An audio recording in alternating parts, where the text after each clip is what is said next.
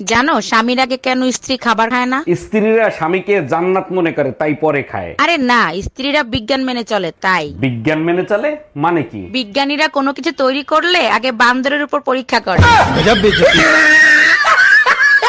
আচ্ছা জানো তোমার সাথে আমার বিয়ে হয়েছে কেন? উপরওয়ালা চাইছে তাই বিয়ে হইছে। উপরওয়ালা কেন চাইছে সেটা কি জানো? না সেটা জানি না, কেন চাইছে বলো তো? আমার পাপের ফল দুনিয়াতেই ভোগ করতে হবে তার জন্য। এর জন্যই তো 3 বেলা বেলন দিয়ে পিটাইতে ইচ্ছা করে। এই তোমার এক সপ্তাহ ধরে মাথা ব্যথা করতেছে, চলো এমআরআই করে নিয়ে আসি। এমআরআই করতে কত টাকা লাগবে?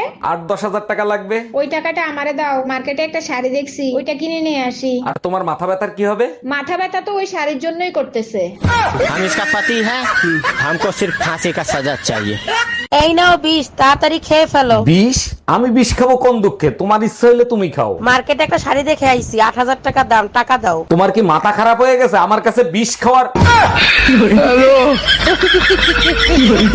এই আজকে অনেক গরম পড়ছে, মশারি টানাতে হবে না? তুমি বললেই হবে, কি পরিমাণে মশা পড়ছে দেখছো? মশাই খেলে আমারে খাবে, তাতে তোমার কি? কি বলো এগুলো? তোমার প্রতি কি আমার কোনো দায়িত্ব কর্তব্য নাই? সত্যি তোমার মতো বউ পেয়ে আমি ধন্য। তোমার রক্ত শুধু আমি খাবো আর কেউ না।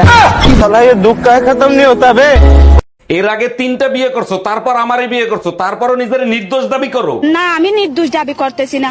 আমি যখন জানি, আমি কেন নিজেকে নির্দোষ দাবি করব? আমি দোষী। তাইলে কেন আমারে বিয়ে করছিলা? তখন আমার আবেগে কাজ করছে, বিবেক কাজ করে নাই।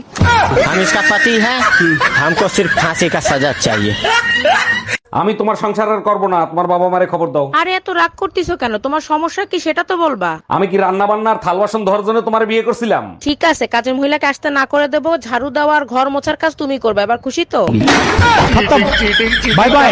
এই শোনো, রাস্তায় এক দরবেশের সাথে দেখা হয়েছে, সে বলছে প্রতিদিন কালাকুত্তারে খাইতে দিলে সংসারের উন্নতি হয়। আমি ওইসব দরবেশে বিশ্বাস করি না। বিয়ের পর থেকে তো কালাকুত্তারেই খাবার দিছি, কই তোমার কোনো উন্নতি হইছে? কবে খাইতে দিলা? আমি তো কোনোদিন দেখি নাই। আয়নায় তাকায় দেখো। শোনো, রুম্পা ভাবি একটা চাদর কিনছে, কি সুন্দর দেখতে, আমাকে একটা কিনে দিবা? লাল কালারের একটা চাদর, মাঝখানে গোলাপ ফুল আঁকানো, ওইটার কথা বলতিছো? হ্যাঁ, চাদরটা অনেক সুন্দর, কিনে দাও না। আরে না, ওই চাদরে খালি গায়ে শুলে গাছ উল্কায়। Bye bye, tata, good bye, गया। এই কি হয়েছে তোমার? আমার অবস্থা খুব খারাপ, তাড়াতাড়ি হসপিটালে নিয়ে চলো। আমার পরিচিত ভালো একটা ডাক্তার আছে, আমার বন্ধুর বউর চিকিৎসা করছিল। তা এখন তোমার বন্ধুর বউ কেমন আছে? চিকিৎসার 6-7 দিন পরে বউ মারা গেছে। ওই ডাক্তার তোরে দেখাবো। Bye bye, tata, good